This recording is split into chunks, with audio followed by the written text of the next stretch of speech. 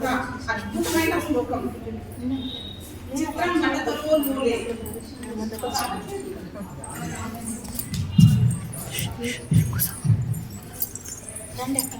గురు పూజోత్సవం మనం చదువుకున్న చదువులకు కానివ్వండి, కొంచెం కూడా ప్రాధాన్యత ఇస్తూ వ్యాస భగవాను యొక్క జననం సందర్భంగా మనం గురు పూజోత్సవం నిర్వహించుకుంటాం. అట్లాంటిది మన రాష్ట్ర సేవికా సమితిలో కూడా ఈ భగవద్ధ్వజానికి గురుదక్షిణ సమర్పించుకుంటూ గురు పూజోత్సవాన్ని నిర్వహించుకోవడం చాలా ప్రాముఖ్యంగా ఉంది. అయితే ఈ కార్యక్రమం ఏర్పాటుకు మహిళలే ముఖ్య పాత్రగా ఎదుర్కొన్నారంటే దేశ భవిష్యత్తు అంతా స్త్రీల చేతుల్లోనే ఉంది.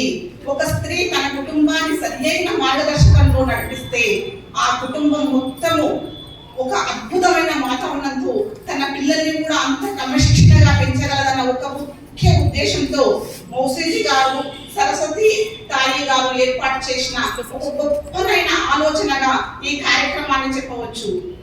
అయితే ఈ రోజు గురు పూజోత్సవం సందర్భంగా గురువులకు గురువైనటువంటి దక్షిణామూర్తి యొక్క శ్లోకం చెప్పుకుందాం. చిత్రం వటతరోర్మూలే వృద్ధాః శిష్యాః గురోస్తు యువః గురోస్తు మౌన వ్యాఖ్యానం చిన్న సంశయః. ఆ దక్షిణామూర్తి ఎక్కడ ఉన్నాడంటే చిత్రం వటతరోర్మూలే. వటతరోర్మూలే అంటే అతి పెద్దదైన మర్రి వృక్షం కింద దక్షిణామూర్తి స్వామి కూర్చున్నారు. అయితే ఆ స్వామి ఎలా ఉన్నాడు? యువకుడిగా, 25 సంవత్సరాల యువకుడుగా ఉన్నాడు. కానీ అక్కడ వచ్చిన శిష్యులంతా ఎలా ఉన్నారంటే అందరూ కూడా వృద్ధులు, ముసలి వాళ్ళు, గడ్డాలు నెరసి జుట్టంతా పోయిన వాళ్ళు, పెద్ద ముసలి వాళ్ళు అన్నట్ల. కానీ గురువు గారు మాత్రం యువకుడు. వాళ్ళకి ఎన్నో సంశయాలు ఉన్నాయి. ఈ జీవితాన్ని ఎలా మనము సార్థకతం చేసుకోవాలి, ఎట్లా క్రమశిక్షణగా వెళ్ళగాలి, మళ్ళీ మనకు మోక్షం, మళ్ళీ జన్మ రాకుండా ఏ విధంగా మనం మోక్షాన్ని పొందాలన్న సంశయాలతోన ఆ వృద్ధులందరూ కూడా కూర్చున్నారు. వారికి ఈ యువకుడైన దక్షిణామూర్తి స్వామి నోరు తెరిచి ఒక్క మాట కూడా చెప్పలేదంట, మౌనంగా ఉన్నాడంట.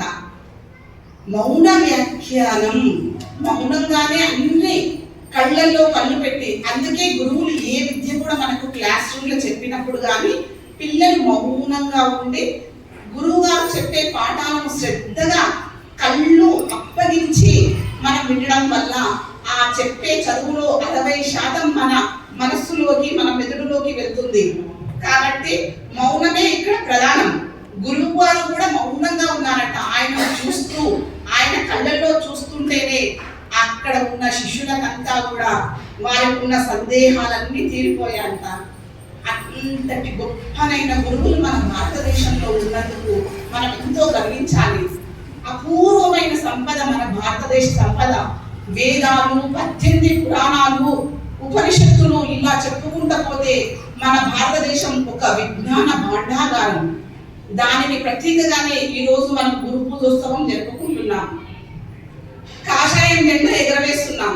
ఈ కాషాయం రంగు ప్రతీక ఏమిటంటే ఉదయించే సూర్యుడు ఏ విధంగానైతే ప్రకాశమానంగా వెలిగి మన చీకట్లను తొలగించి అంధకారాన్ని దూరం చేసి జ్ఞానాన్ని ఏ విధంగానైతే మనకు ప్రసాదిస్తాడో అలా ఆ గుర్తుగా, దానికి ప్రతీకగానే ఈ కాషాయం జెండా మనం ఎగరేస్తున్నాం. కాషాయం జెండా